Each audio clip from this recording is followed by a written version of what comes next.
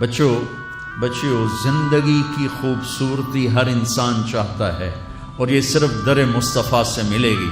ایک اچھا بیٹا، پہلی شکل ہے اچھا بیٹا، اور میرا نبی کہہ رہا ہے کاش میرے ماں باپ زندہ ہوتے، اور نہیں تو میری ماں زندہ ہوتی تو تم دیکھتے میں کیا کرتا۔ میں عشاء کی نماز کے مصلی پہ ہوتا اور میں سورۃ فاتحہ پڑھ رہا ہوتا، اور ادھر سے میرے گھر سے میری ماں مجھے کہتی محمد، تو میں ماں کے لیے نماز توڑ دیتا۔ میں ماں کے لیے نماز توڑ دیتا۔ اور میرے نبی سے پوچھا گیا یا رسول اللہ قیامت کب آئے گی؟ یہ بچیاں غور سے سنیں، سارے سنو پر یہ خاص طور سے سنیں۔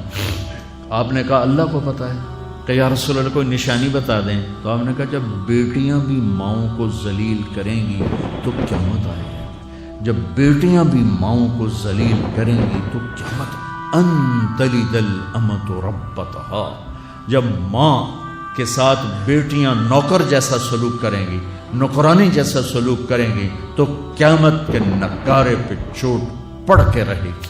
یہ نہیں کہا جب کفر پھیل جائے اور جب اسلام بڑھ جائے گا، حالانکہ قیامت تو اس وقت آئے گی جب دنیا میں ایک مسلمان باقی نہیں رہے گا۔ یہ واقعہ کی سنگینی کو بتانے کے لیے فرمایا جب ماؤں کو ذلیل کیا جائے گا قیامت آ جائے گی۔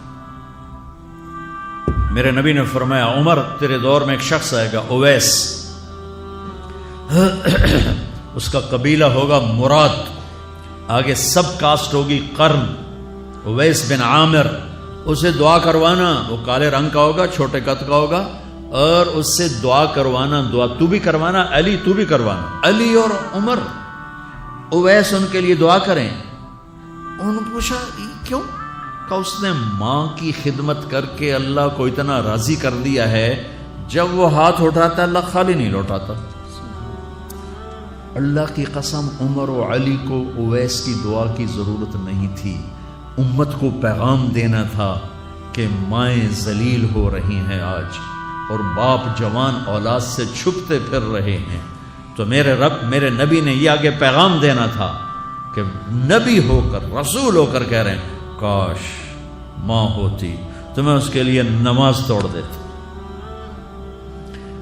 آپ کو 8 عورتوں نے دودھ پلایا والدہ سمیت، ان میں ایک ام ایمن بھی ہیں، آپ کے والد کی باندی۔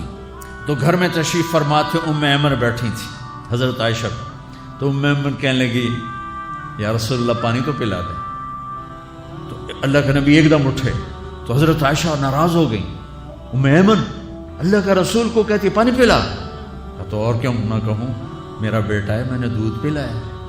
تو حضرت میرے نبی نے کہا ہاں ہاں عائشہ یہ میری ماں ہے، اس کا میں نے دودھ پیا ہے۔ آپ اٹھے، گھڑے میں سے پانی بھر کے یوں دونوں ہاتھوں سے حضرت ام ایمن کو پیش کیا جو حبشی باندی تھی، چونکہ دودھ پیا ہے تو ماں کا لفظ صادق آ گیا۔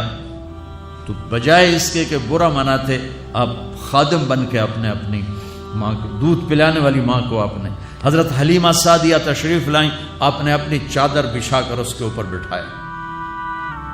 ہمیں پیغام دینا تھا، آنے والے زمانوں میں یہ ہونا تھا۔ سبحان اللہ۔ امام ابو حنیفہ کا نام تو سب کو معلوم ہے نا، ایک اور عالم بتاتا ہوں، عبد الرحمن بن ابی لیلہ، ان میں علمی کھٹ بڑھ تھی بہت زیادہ، آپس میں بنتی نہیں تھی۔ تو ابو حنیفہ جیسی ہستی جن کے کروڑوں فالوور آج ہیں، ان کی ماں کہتی نعمان یہ مسئلہ ہے، جا کے عبد الرحمن سے پوچھ کے آ۔ زندگی میں ایک دفعہ نہیں کہا ماں جی میں اس کو بڑا عالم ہے میرے کو پوچھ لو، کہا اچھا ماں جی۔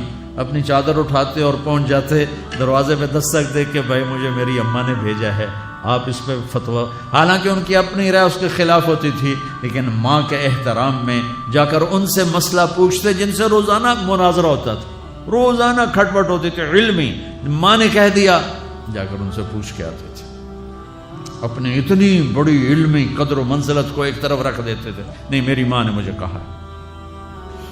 تو آپ سب نوجوان ہو، ماں باپ زندہ ہیں تو ان کی دعا لو، آہ نہ لو، دعا لو۔